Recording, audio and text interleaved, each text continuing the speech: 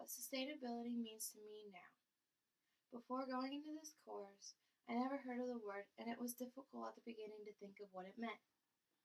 I went around to my family members, and they all had different views on what it meant to them. When completing this course, we had to listen and evaluate other students' speeches. They all had their different opinions on the ways of how they would define sustainability. It was fun to see all the different opinions and how they would define it. From economic, social, and environmental sustainability gave me a general idea of how it is defined. After completing this course, I now have a better understanding of how sustainability is defined.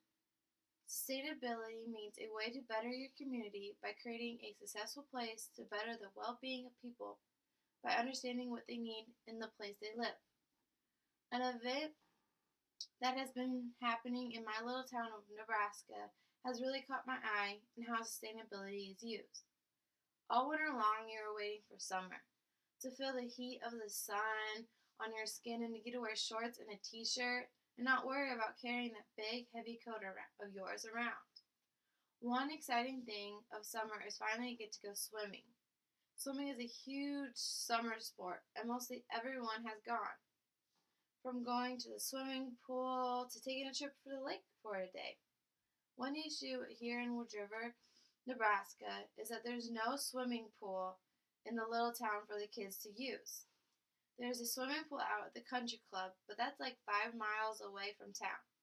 And if you don't have parents to take you during the day, then it can get hard to find rides to the pool. One goal that Wood River has is to build a swimming pool in town. The deadline they have for it to be done is by 2017.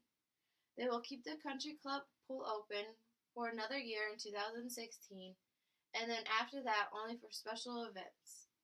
The plan for the pool has its people that are totally for it, but then it also, like anything else, has people that want it to be shut down and not happen.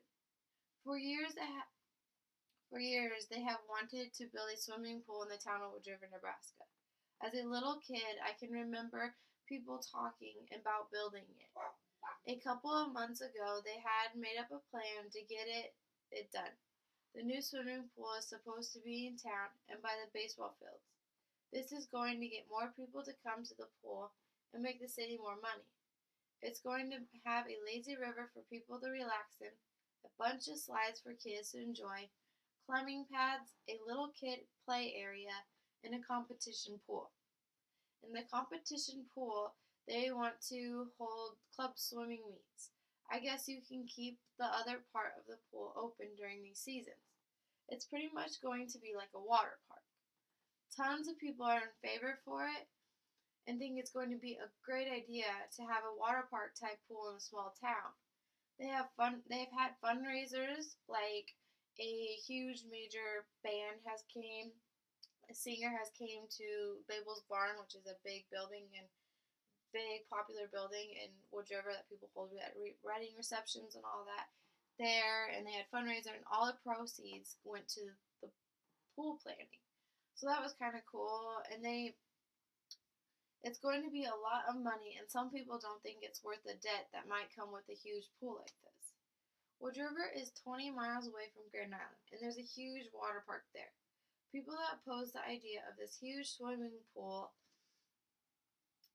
in Wood River think that it won't get enough people to come to their pool, because why not go to a bigger water park if you want to go to a water park? They think that they should build a new swimming pool that fits our small town and not a pool that fits a big city. They don't think that they'll have enough money or the people to do it. Also, why do we need a competition pool? Wood River High School doesn't have a swimming team, so we don't really need a competition pool in our hometown swimming pool that's for the kids. I'm a lifeguard right now out at the country club swimming pool, and I see both sides of what people want. They have came up to me and tell me that it's the greatest thing ever, and they've been trying to get a pool for so long. Then I have people tell me that it's the stupidest thing ever, and I should tell them not to do it. Coming up, they are going to have a city hall meeting and try to pass a plan. The people that are for it are going to convince the city hall that it's a great idea with a lot of pros in their speech that they're going to give. They want to inform the city hall members that it is an excellent idea to build this pool. They want to convince them. They want them to they want to persuade them that it is the best pool out there. So they're going to do like a persuasive speech. They won't say anything negative because they want it to get it passed and not shut down. The side that opposes the plan will all have the cons in their speech because they don't want it to happen. And just like the other side, they're going to persuade the city council members not to do it. They might even come up with different plan that they think is more suitable for a small town, like just a normal pool with a couple slides, like the Shelton, Nebraska swimming pool. They have a high dive, a low dive. They have one slide. They have a pretty big size pool. It's nothing too great, and I think that would be perfect for our town. I'm going up to this meeting, and I can't wait to see how it plays out. From all the arguments that will happen, then to the final decision of the plan. Attending the meeting, I'm going to see a lot of things that I have learned in this course I'm taking.